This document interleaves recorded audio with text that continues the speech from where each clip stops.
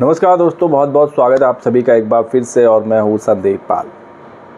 VIP chief Mukesh Sahni ने निषाद समाज और मल्लाह समाज के लिए एक बड़ी घोषणा की और इसको जो सियासी दल हैं वो चुनावी घोषणा से जोड़कर देख रहे हैं, लेकिन ऐसा है नहीं। ये जो घोषणा की है मुकेश सहनी की पार्टी ने, या कहें मुकेश सहनी ने, वो ह्यूमन कॉज के लिए है, समाज के उत्थान और कल्याण के लिए।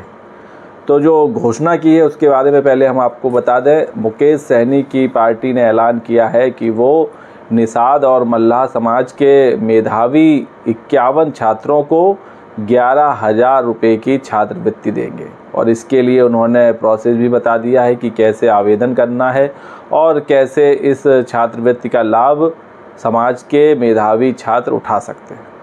और ये जो स्कॉलरशिप छात्रों को दी जाएगी, जो मुकेश सहनी स्कॉलरशिप देंगे, वो अपने निजी कोष से देंगे, यानी कि अपनी निजी संपत्ति से दी जाएगी और ये उनका पर्सनल मैटर होगा। इसमें किसी तरह का कोई चंदा, पार्टी चंदा या किसी तरह की सहायता राशि नहीं ली जाएगी, बल्कि मुकेश सहनी खुद ये मदद अपने पैसों से करेंगे।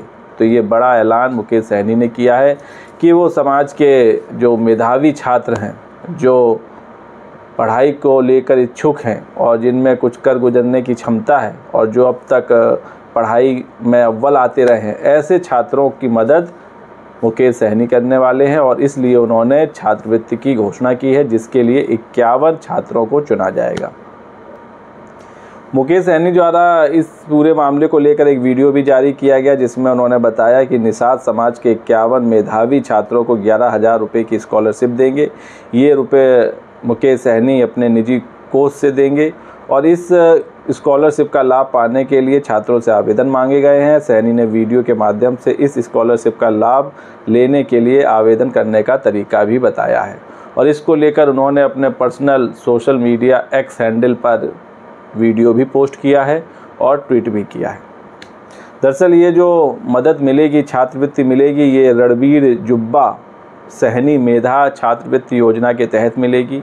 इस योजना को ये नाम दिया गया है, जिसका मकसद ये है कि जो निषाद समाज के छात्र हैं, मेधावी छात्र हैं, वो आगे बढ़ सकें, उनका उत्थान हो सके और वो देश हित में बड़ा काम कर सकें, साथ ही साथ संविधान के अधिकारों को जानें और समाज की छोर जा रहा और समाज किस ओर जा रहा है उसको आगे लेकर चलने का काम करें।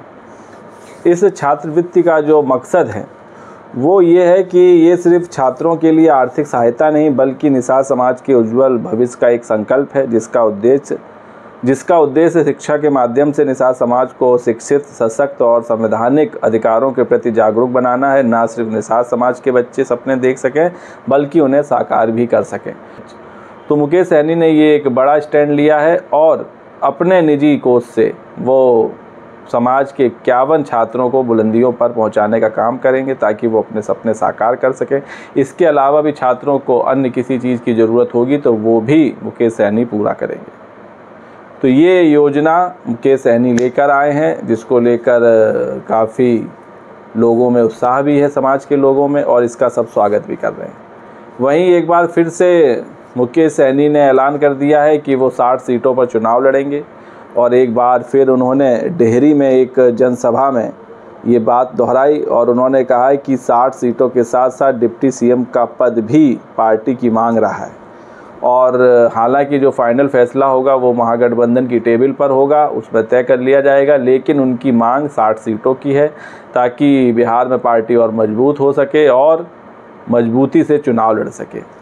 इस दौरान उन्होंने बीजेपी पर भी हमला बोला और बीजेपी पर निशाना साधते हुए उन्होंने कहा कि वो किसी भी कीमत पर एनडीए में जाने वाले नहीं हैं और बीजेपी के साथ जाने का तो अब सवाल भी पैदा नहीं होता, क्योंकि ये वही बीजेपी है जिसने उनको और उनकी पार्टी को ख़त्म करने का षड्यंत्र रचा था। ये बड़ी बात मुकेश सहनी ने कही।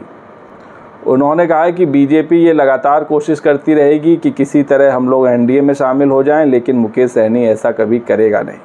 भाजपा के लोग गरीबों की पार्टी को बर्दाश्त नहीं कर सकते हैं, लेकिन इतना तय है कि भाजपा वाले जान रहे हैं कि मुकेश सहनी के बिना उनकी नैया डूबने वाली है, इसलिए उनकी कोशिश लगातार जारी रहेगी।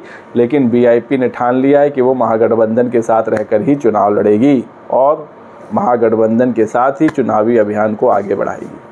तो मुकेश सहनी ने ये बड़ी बात कही डेहरी में एक चुनावी सभा के दौरान, और इस चुनावी सभा में 6 जिलों के पार्टी कार्यकर्ताओं के साथ चुनावी रणनीति पर भी चर्चा की गई और सीटों को लेकर भी रणनीति तय होने लगी है। तो कुल मिलाकर ये कि मुकेश सहनी चुनाव की तैयारी में पूरी तरह लगे हुए हैं, जुटे हुए हैं, और कल वो महागठबंधन की तरफ से जो पहलगांव में हुए आतंकी हमले के विरोध में कैंडल मार्च निकाला गया था, उसमें भी शामिल हुए थे तेजस्वी यादव के साथ, और जो मृतक हैं उनके लिए श्रद्धांजलि अर्पित की थी। साथ ही साथ आतंकियों को कड़ा सबक सिखाने की बात भी और केंद्र सरकार से ये आग्रह भी किया था। तो कुल मिलाकर ये कि मुकेश सहनी अब बिहार की सियासत में अपने चुनावी कैंपेन को तेज कर चुके हैं और अपनी योजनाओं को भी समाज के सामने ला के रख रहे हैं और अपनी सीटों पर भी अड़े हुए हैं। खैर, अब देखना होगा कि जब सीट बंटवारा होगा तो सहनी के खाते में कितनी सीटें आती हैं। वीडियो पर आपकी क्या राय है कमेंट्स करके बताइए। वीडियो पसंद आया हो तो चैनल को लाइक शेयर सब्सक्राइब करना ना भूलें। तब तक के लिए नमस्कार।